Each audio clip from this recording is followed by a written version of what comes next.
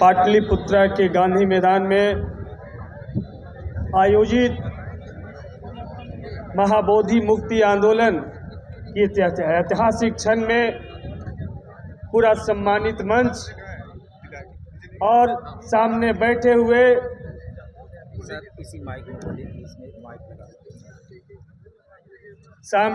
हुए तमाम बूथ अम्बेडकर, फूले पेरियार,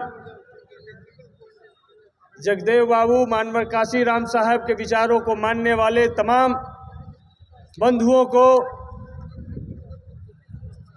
इस पाटलिपुत्रा की धरती पे बिहार विधानसभा के सदस्य और मखदूमपुर के विधायक होने के नाते, बुद्ध के अनुयायी होने के नाते सभी को क्रांतिकारी इस्तकबाल करता हूं। जय भीम, जय जगदेव, जय मंडल और नमो बुधाय करता हूं। साथियों, बात एकदम सीधी सीधी है, बहुत इतिहास में जाने की जरूरत नहीं है। जब बुद्ध ने पूरे भारत में बोध गया कि उस पवित्र स्थल को अपने तपस्या के लिए, अपने ज्ञान की खोज के लिए उस जगह को चुना, तब क्या उस समय शिवलिंग था?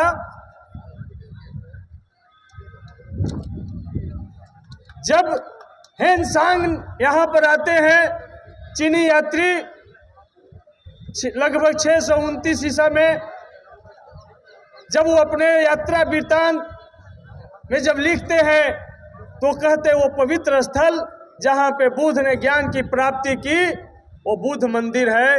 वहीं से पूरे विश्व में बुद्ध का संदेश गया। तो कौन सी साजिश?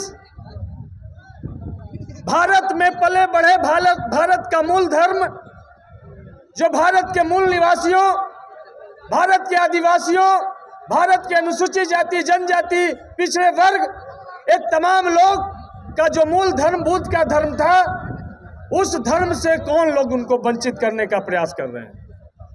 ये साफ साफ जब आप समझेंगे तो जिन्होंने वर्षों से जातिवादी व्यवस्था बना करके, वर्षों से वर्णवादी व्यवस्था बना करके, एक के ऊपर एक जात को सरिया करके हमको जो गुलाम बनाए रखने की साजिश रचे हैं, वही लोग हमारे महाबोधि मंदिर को आज कैद किए हुए हैं।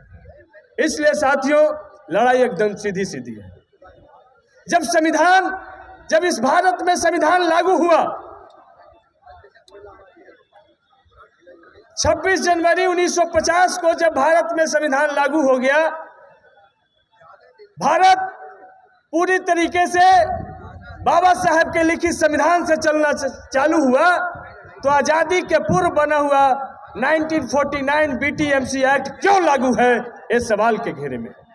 उस एक्ट को निरस्त करने के लिए हम सब लोग इस तरीके के सैकड़ों प्रयास हुए, लेकिन हम मंजिल तक नहीं पहुंच पाए हैं। लेकिन ऑल इंडिया बुद्धिस्ट फोरम और आकाश लामा जी के पूरे टीम के साथियों को धन्यवाद देते हैं कि इस लड़ाई को आप पहली बार पटना के ऐतिहासिक गांधी मैदान और पाटलिपुत्रा में आप लेकर के आए हैं। अब यहाँ से जो यहाँ से लड़ाई की जो बिगुल फूकेगी, यहाँ से जो लड़ाई का बवंडर जो उठेगा, हम जब तक महाबोधि मंदिर को मुक्त नहीं करा देते हैं, हम लोग को चैन से नहीं बैठना है। ये हमको संकल्प लेना है। इस मौके पर दशरथ मांझी को याद करना है कि जब तक तोड़ेंगे नहीं तब तक छोड़ेंगे नहीं। वही संकल्प हमको आज लेकर के जाना है कि जब तक हम BTMC एक्ट में बदलाव ला करके बौद्धों के हाथ में पूर्ण अधिकार महाबोधि मंदिर को नहीं दिला देते हैं, तब तक हमारी लड़ाई जारी रहेगी। साथियों, पिछले सत्र में हमने सरकार के समक्ष सदन में सवाल उठाया कि क्या संविधान लागू होने से पूर्व बना BTMC एक्ट, जो अपने आप में गैर संवैधानिक है, क्या इस एक्ट को सरकार बनाए रखना चाहती है या बदलाव करके क्या महाबोधि मंदिर प्रबंधकारिणी कमेटी पूरी तरीके से बौद्धों के हाथ में सौंपना चाहती है? यदि सौंपना चाहती है तो कब तक और नहीं तो क्यों? अभी तक सरकार का कोई जवाब नहीं आया। 3 बार हमने पत्राचार किया, लेकिन कोई जवाब नहीं आया। लेकिन आसन पर बैठा हुआ स्पीकर कहते हैं कि वहाँ शिवलिंग है, आपको मालूम है? तो हमने कहा आपको मालूम है? ये पूरा बिहार और पूरा देश बौद्धमय भारत है, ये आपको मालूम है? यहाँ पूरा बौद्ध का शासन चलता था, जिसके सम्राट अशोक महान पूरे देश और आज तक सम्राट बनने का जिनको सौभाग्य प्राप्त हुआ, अशोक जो बौद्ध को मानते थे, मालूम है आपको? तो उन्होंने कोई जवाब नहीं दिया। इसलिए साथियों, हम तमाम लोगों को इसी तरीके से जो देश के कोने कोने से बौद्ध धर्म के मानने वाले, बाबा साहब के मानने वाले जो धर्मावलंबी आए हैं, उनसे ही निवेदन है कि इस लड़ाई को गांव-गांव तक, व्यक्ति तक पहुंचा दीजिए। हम लड़ाई को जीत लेंगे। आज बहुत सारे लोग ये नहीं जानते हैं, बोध गया में पला बढ़ा जन्म लिया, उस बोधि वृक्ष के नीचे हमको खेलने का मौका मिला।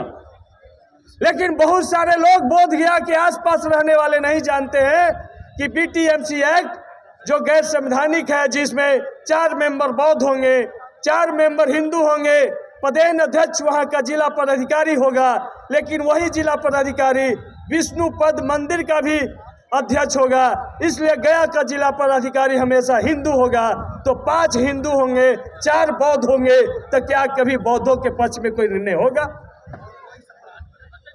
तो ये इसीलिए हम चाहते हैं कि भैया अयोध्या में राम जी का मंदिर नरेंद्र मोदी जी ने प्राण प्रतिष्ठा करवाया है, उसमें भी 4 बौद्धों को मेंबर बनाओ।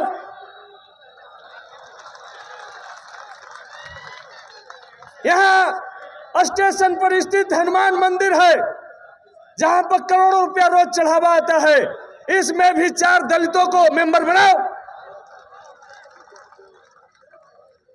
यहीं पे गुरुद्वारा है, जहां गुरु गोविंद साहिब जी यहाँ विस्थापित हैं। हम चाहते हैं गुरुद्वारा में भी गैर सिखों को मेंबर बनाओ। ये बात नहीं होगी तो भैया हमारे महाबोधि मंदिर में से गैर बौद्धों को बाहर निकालो। ये हमारा आंदोलन है, ये हमारा संवैधानिक मांग है, क्योंकि हमें संविधान इजाजत देता है कि हम अपने धर्म को माने, हम अपने धर्म का प्रचार प्रसार करें, हम अपने धार्मिक स्थल का विस्तार करें, ये हमको संविधान इजाजत देता है। लेकिन बीटीएमसी एक्ट ये हमको इजाजत नहीं देता है। इसीलिए आपने देखा होगा और हम बहुत नज़दीक से जानते हैं कि जो बीटीएमसी में जो मेंबर हैं, जो गैर बौद्ध मेंबर हैं, उन पर दर्जनों बार चोरी का आरोप लग चुका है। सीसीटीवी कैमरे में मंदिर का दान पत्र से डॉलर चुराते हुए पकड़े गए हैं और रोजाना वहां चढ़ाने वाले फल, फ्रूट्स, बिस्किट और फ्रूटी कोको कोला अपने गाड़ी में भर भर कर घर ले जाते हैं। जबकि वहाँ बुद्ध के जो अनुयायी आते हैं, वहाँ जो बच्चे आते हैं, स्कूल के जो बच्चे आते भ्रमण करने आते हैं, पहले वो जब भंते जी यहाँ पर बैठे हैं, वो जब मेंबर होते थे तो हम लोग भी घूमने जाते थे, तो 1 सेव हम लोग को भी मिल जाता था, 1 फ्रूटी हम लोग को भी मिल जाता था। वहाँ भ्रमण करने वाले तमाम लोगों को बुद्ध मंदिर में चढ़ाया गया जो फल फ्रूट्स होता था, लोगों में बांटा जाता था। लेकिन अब वो लोगों में नहीं बांटा जाता, लोगों की निजी गाड़ियों में भर करके वो घर पहुंचाया जाता है। क्या इसी तरीके से बौद्ध मंदिर चलेगा?